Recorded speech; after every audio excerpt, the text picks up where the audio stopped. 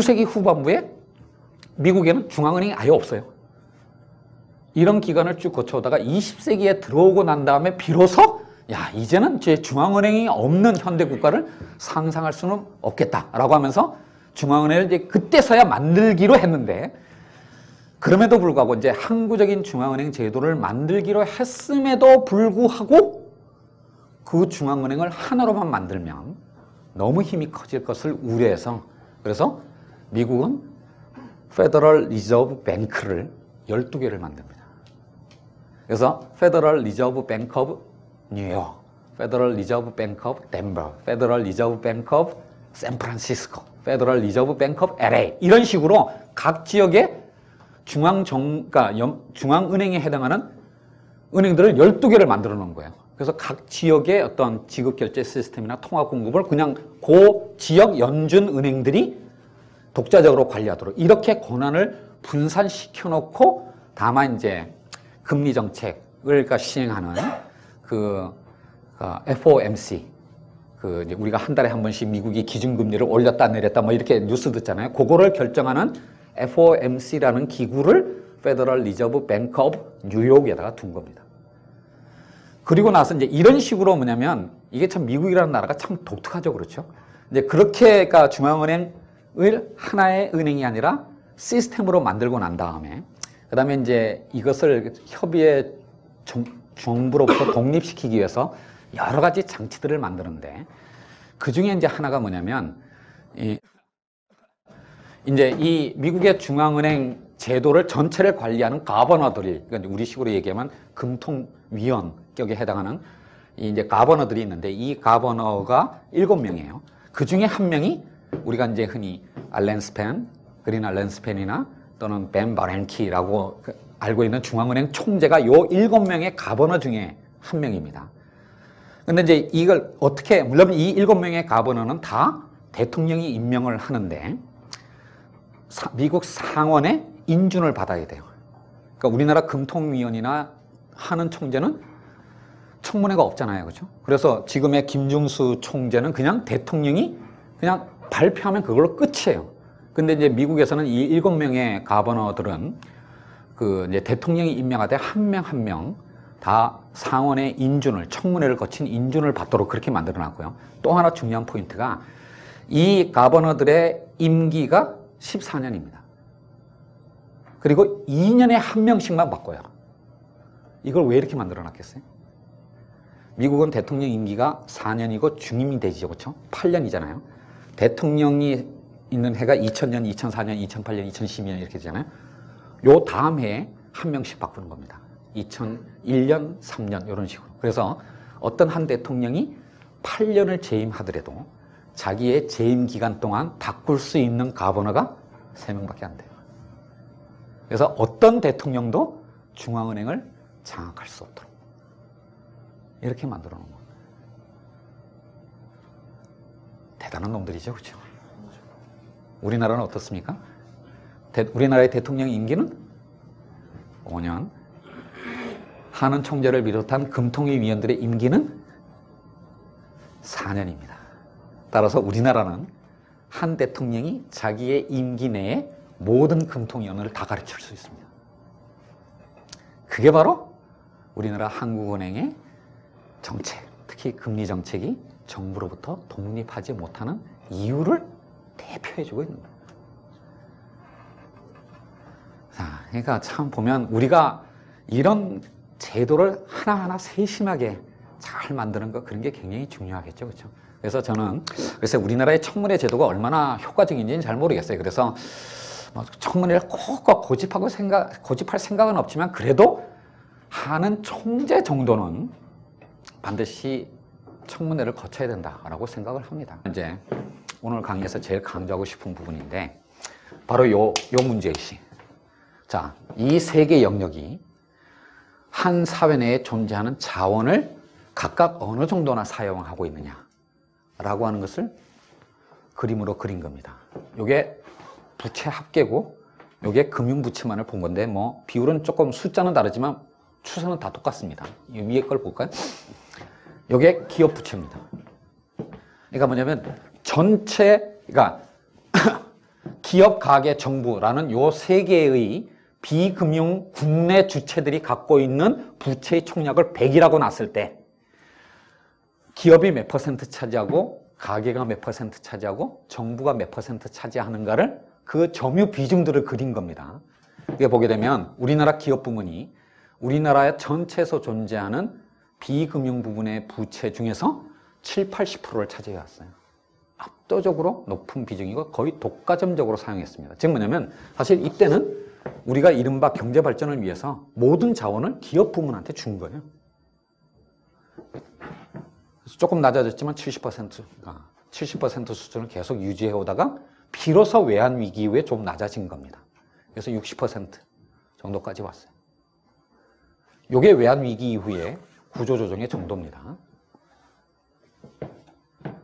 이게 가계 부문이거든요. 가계 부문의 부채가 쭉 많이 늘어났다가 조금 외환위기 때 조금 출렁해서 줄었다가 이때 또 빠르게 늘어났죠. 이게 바로 카드 대란입니다. 이런 식의 변화가 나타나면 반드시 사고가 생긴다는 게 제가 지난 20년 동안 금융 부문을 공부하면서 확실하게 얻은 결론입니다. 이런 변화가 나타나면 반드시 사고 생겨요. 이게 정부 부문입니다.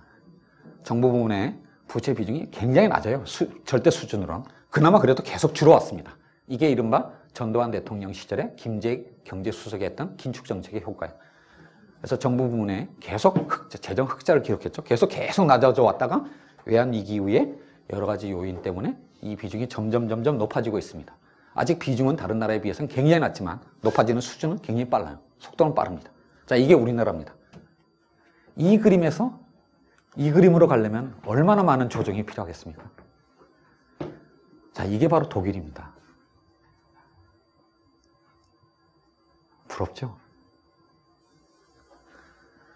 기업이 이윤 추구 활동을 사용하는데 사용하는 자원, 그 다음에 가계 부문이 기본적인 생활의 수요를 누리기 위해서 사용하는 자원, 그리고 정부가 사회 시스템을 유지하면서 기본적인 안전망을 제공하는데 사용하는 자원, 이게 각각 1대 1대 1입니다. 정말 균형되어 있는 사회죠. 그렇죠? 왜 이렇게 조용하세요? 너무 부럽죠? 그렇지만 참 우리로부터 멀죠. 근데 어쨌든 뭐 미국도 보세요. 미국도 2000년대 이후에 이런 변화가 나타나서 이게 결국은 시스템을 붕괴시키는 결과를 가져왔지만 이전에는 별로 다르지도 않았어요. 독일하고. 어떤 금융 시스템을 갖고 있든 간에 그 나라의 경제가 어떤 원리로 작동하든 간에 결국은 뭐냐면 선진국이 된다라고 하는 것은 정부가 하는 역할, 기업이 하는 역할, 가게가 하는 역할, 이게 물론 다 다르지만 그 과정 속에서 경제 자원을 거의 같은 정도로 사용하면서 이 세 개의 영역이 서로 이렇게 상호 균형되는 사회가 바로 그게 선진국이라고 할 수가 있습니다. 그게 앵글로색슨 방식이든 게르만 방식이든 간에. 그런데 이제 우리나라는 외환위기 이후에 이 변화를 겪었는데 이 변화도 정말 이제 이게 뭐 반기업적이고 분배 지향적이고 포퓰리즘적이라는 이게 요 기간이 바로 이제 국민의 정부와 참여정부 시절 아닙니까? 그렇죠? 거기에 대해서 우리나라의 보수 진영은 요 변화에 대해서도 그렇게 강력한 이데올로기적 비난을 쏟아부었어요. 그리고 최근에 와서 그 반작용으로 우리나라 국민들은 이 방향을 선택을 한 겁니다. 이런 방향으로 가겠다고 약속한 대통령을 선택한 거죠. 근데 과연 이 상황이 이게 과연 얼마만큼 정상적인 사회냐,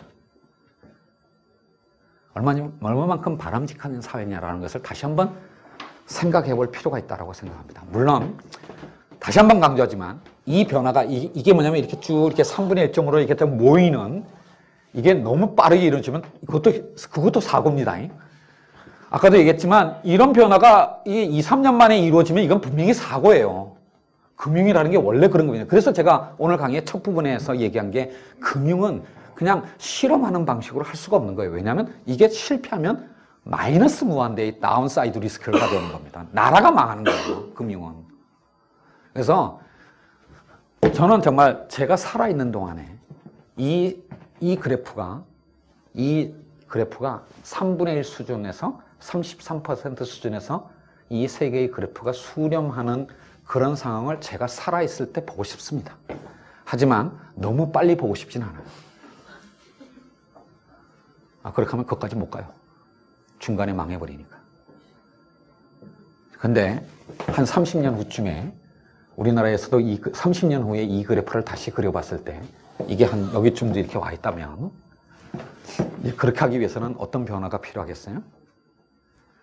기업이 사용하는 자원은 더 줄어야 합니다. 즉 기업의 성장 방식이 이젠 자금을 때려박는 방식으로 성장을 유지하려고 해서는 안 된다는 얘기예요.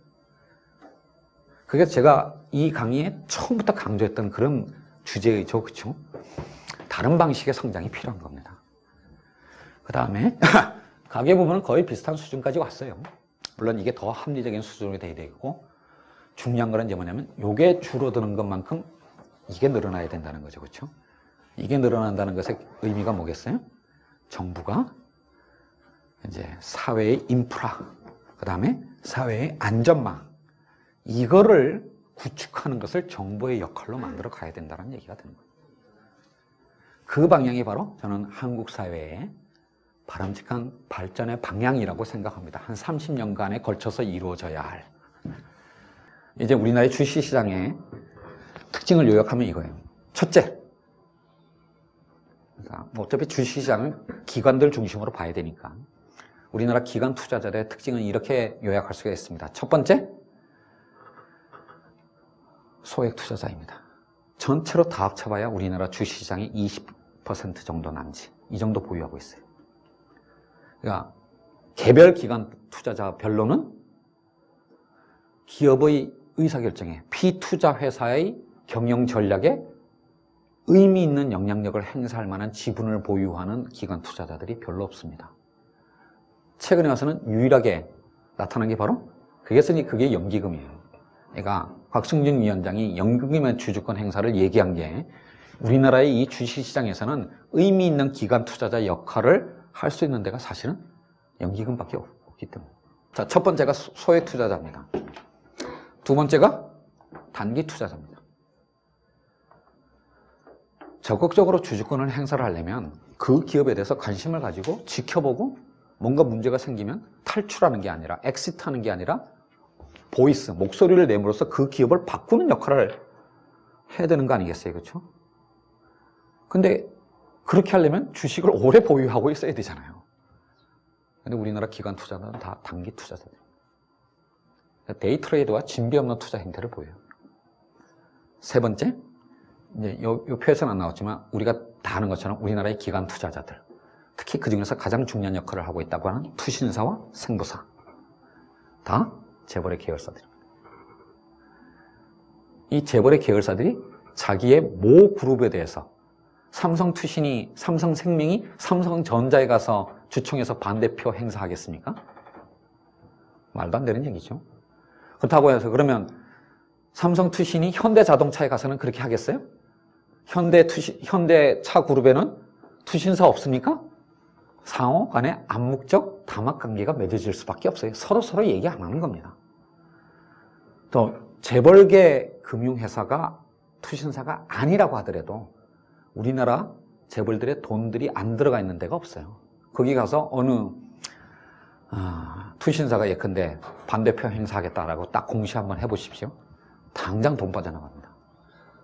이번에 이런 예들은 무지무지 많아요. 사실은 얼마 전에 현대가 그러니까 현대건설 인수한다 그러니까 이제 그거 외환은행이 막 처음에는 현대그룹 쪽으로 기울어져 있었죠. 그러니까 어떡합니까? 현대차그룹의 직원들이 전부 다 월급 통장을 다 외환은행에서 빼버리잖아요. 그럼 외환은행 견딜 수 없습니다. 그 다음에 제가 그때 두산의 박영성 회장이 횡령 배임죄로 유죄 판결을 받은 다음에 사면 받자마자 바로 또 복귀했거든요. 그래서 이제 그거 반대하려고 이제 주총을 갔었는데 나 혼자 가면 아무 의미가 없으니까 기관 투자자들한테 다 협조 공문을 보냈습니다. 모 투신사에서 동의한다. 우리는 반대표 행사하겠다. 라고 알려왔어요. 그리고 그거 공시까지 났습니다. 그러니까 이 투신사들은 의결권 행사하려면 공시를 해야 돼요. 난리가 났어요. 이게 이제 두산중공업이었는데, 이 회사가 두산중공업이었는데, 두산중공업이 창원에 있잖아요. 그렇죠? 그 창원 지점에서 난리가 났어요. 그 투신사의 창원 지점에서. 왜? 그 지점에 돈 맡기고 있는 사람들이 누구겠어요? 두산중공업의 직원들이야.